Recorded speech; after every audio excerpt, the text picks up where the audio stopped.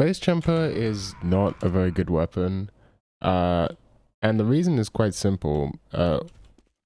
The gunboats is pretty much soldiers' best in slot secondary, right? And it's great because it negates the damage from rocket jumping, and rocket jumping is really strong. In TF2, movement is very good. Going fast wins you games, which is why TF2 is a very good video game. All of the alternatives to the gunboats, either it's a shotgun, which means, yes, you have to waddle a bit more, but you're outputting insane damage and taking 1v1s that you wouldn't otherwise be able to take, and, that's dope. Or they're banners, which require you to play with your team. Your team is probably on the ground, and so you need to be on the ground more. The base jumper, on the other hand, requires you to rocket jump for it to even work in the first place. And so the fact that it punishes rocket jumps pretty much is self-defeating. The base jumper would be a really good item if it had the same blast jump resistance that the gunboats has, but it doesn't, so it isn't. And there's no argument that, like, oh, well, just to have a medic up your ass, then the weapon's good. Any weapon is good when the strongest class in the game and the most important person on your team is spending all their time healing you instead of the rest of your teammates. That doesn't make the item good. That just means you queued with a medic. That's not how the game works. Also, in addition to it having a terrible downside, the upside's not that good in the first place. So the argument for the base jumper being good is that soldier really likes being above people, and so being able to be above people whenever you want is obviously really strong, right? But I actually think this misses the point of high ground. High ground isn't just good because you're above them and that's magically good. Being above people on soldier has purposes, a few different purposes. One of them is being able to hit splash damage. This is probably the most obvious one, right? When you're looking down, you hit splash damage. But you don't need to be a million miles above them directly looking down to hit splash damage. Here, I can hit splash damage. This is barely above the ground. You just need to be barely above them to hit splash damage. It's overkill, if anything, and kind of worse because you're further away, so you get more drop off. The other reason to be above people on soldier is to hit sinks, right? Which you obviously can't do. But being able to, hit 2 rockets in quick succession and do burst damage like that is actually obviously worse on base jumper because you can't really rocket jump as much. And the final reason is to be able to take control of the fight by deciding how much of your body you want to show at any one time, right? You can take the lip of this edge and say, oh, I'm going to peek over, and then I'm going to back up, then I'm going to peek over and just barely show my head out of the thing so you can't see me, right? Obviously, that is not applicable when your whole body is visible while you're base jumping. So technically, you do get the high ground advantage of splash, but not much else. And it does also make hitting directs harder if you're directly above them, because obviously the hitbox is smaller on your screen. And being in the air like that makes you an easy target. This is not. I don't know if people understand this, right? Because people normally say, "What about sniper? What about sniper?" That they're gonna just headshot you easily. Actually, it's kind of hard to hit headshots on someone who knows how to air strafe with the base jumper. It's not impossible. A good sniper will definitely kill you. But a good sniper will pretty much kill anyone. So saying you're vulnerable to sniper is not that much of a counter argument, because every class is vulnerable to sniper. That being said, you are definitely vulnerable to sniper. Scout is a much bigger threat.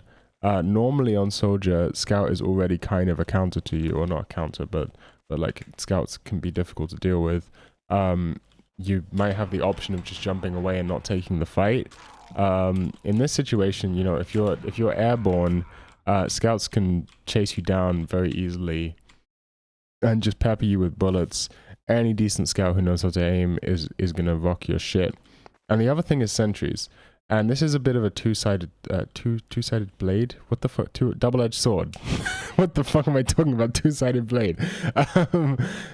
Because the base jumper can be actually very useful for spamming out sentries while staying outside of their range. So in one way, it can help counter sentries, but it can be really annoying when, for example, I don't know, you're running up and you jump and base jump, and oh, there was a mini sentry here that you didn't see, and then you're just getting fucked. Like that happens all the time. You jump into sentries you didn't see, and normally, you know, on Soldier, you can kind of bypass a lot of sentries by just going like too fast, right? Like if you're just fast enough, sentries can't really hear you. Like if there's a sentry on the roof up there and you like jump past like that, like the sentry can't really turn in time to hit you if you do that sort of thing, right? Or if you go above it, you know, you can often get the jump on a sentry before it even has time to turn up and look at you because you go very fast. But with the base jumper, you know, the most you can do, if you look at my show pause in the corner there, you know, oh, I didn't activate it.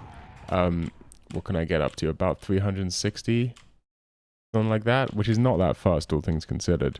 And so, you know, being like this, that sentry is just gonna destroy you, right? So it's actually, you know, not that great against sentries. But I think a counter that doesn't get talked about enough, I don't think people think about it, is demo.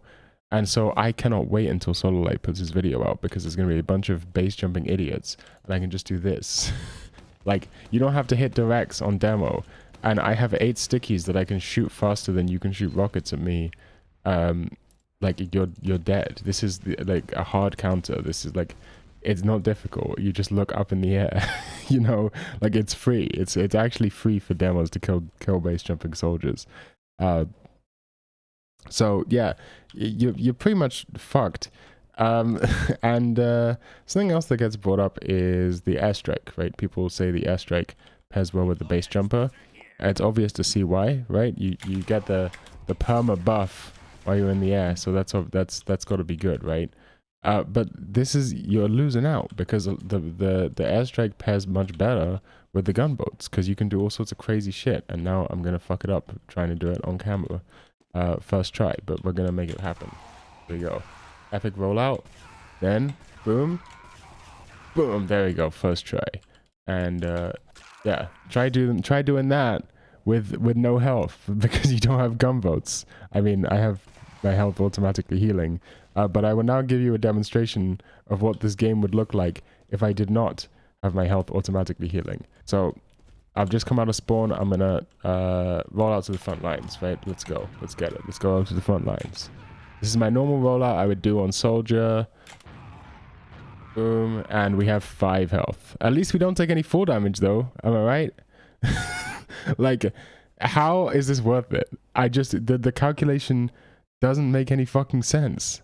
In what universe is this worth it? And even if you want to argue from a perspective of, well, of course it's not better than the gunboats, that's the best in slot item, but it's still fun. I don't understand how it's fun to have no mobility and be forced into this extremely limited playstyle where all you can do is like that. I mean, if that's what you find fun, then go ahead, you know, like there's a lot of fun loadouts, meme loadouts in the game. But I think you know, people get confused because they say, well, I can pub stomp with the item, so clearly it must be good. The thing is, anyone who's like decent at the game can pub stomp noobs on casual and Uncletopia, because they're just bad at the game. They're just not, they don't know what they're doing. They're just not very good. You know, I could fucking pub stomp on Uncletopia, and I fucking suck at TF2. You know, you can pub stomp on Uncletopia as like demo night, right? Like, these guys are not good. These guys are noobs. That doesn't make the item good. That's just because you're playing as noobs. So yeah, in conclusion, I can't wait to be proven wrong. But I'm pretty sure that the base jumper is not a very good item.